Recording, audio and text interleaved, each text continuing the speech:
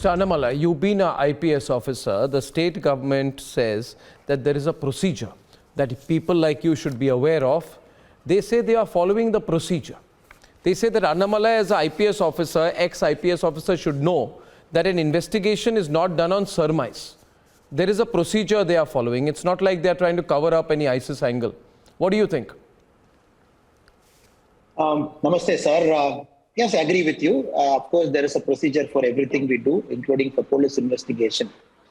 But what is very peculiar in this case is right from day one till about 48 hours, they were parroting the same story. It's a cylinder blast. But the whole of Coimbatore and the press people who were there, they have seen nails, they have seen ball bearings, even when the cylinder got blasted. When they questioned the DGP also, he said, you need not worry too much about that. We are very clear it's a cylinder blast.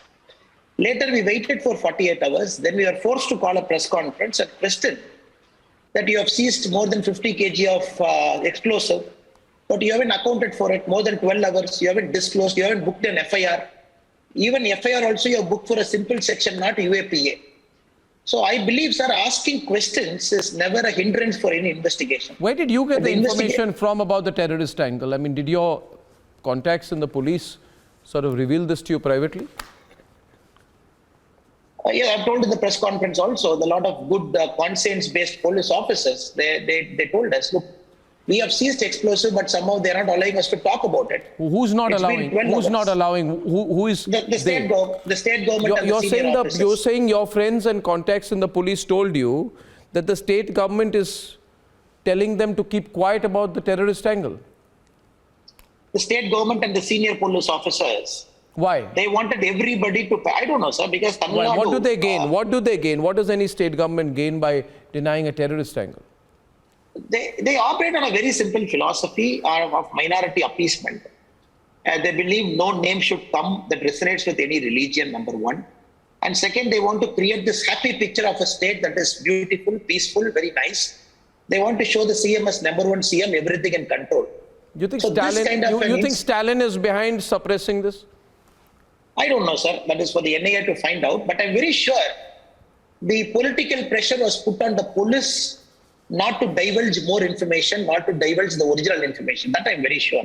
But that can't come without high-level instructions.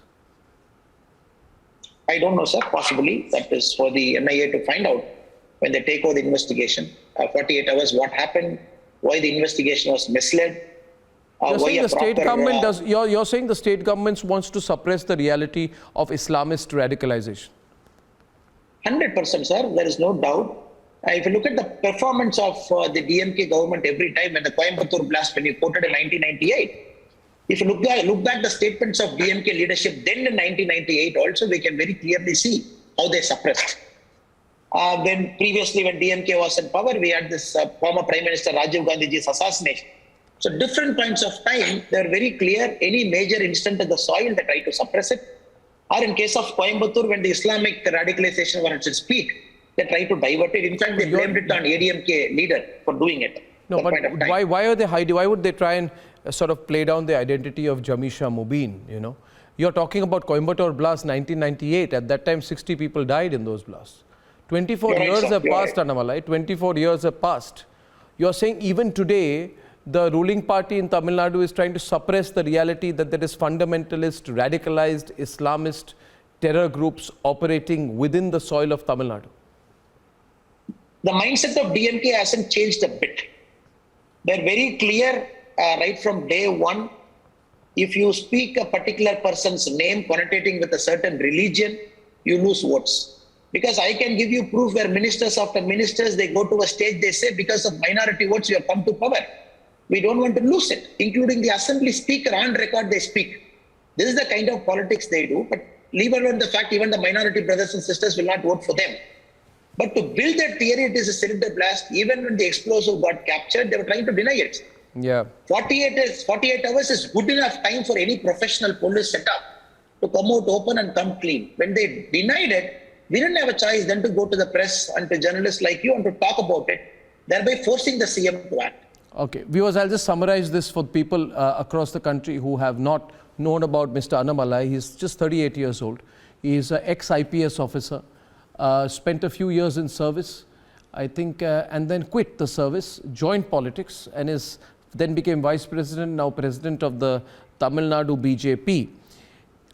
It's interesting here, viewers, I'll summarize this, that only after his press conference was UAPA and criminal conspiracy sections added by the Tamil Nadu police, and now the case goes to the NIA. This is going to become a hotly debated matter, and I think, Mr. Annamalai, you've at least brought this to the light. I don't think without your press conference it would have come to light. We're also investigating the story very, very closely. I got complaints yesterday, Tamil Nadu media is not picking up the story in the way that it should, and my advice to everyone and my friends in the Tamil Nadu media would be, please do not ignore cases of terrorism.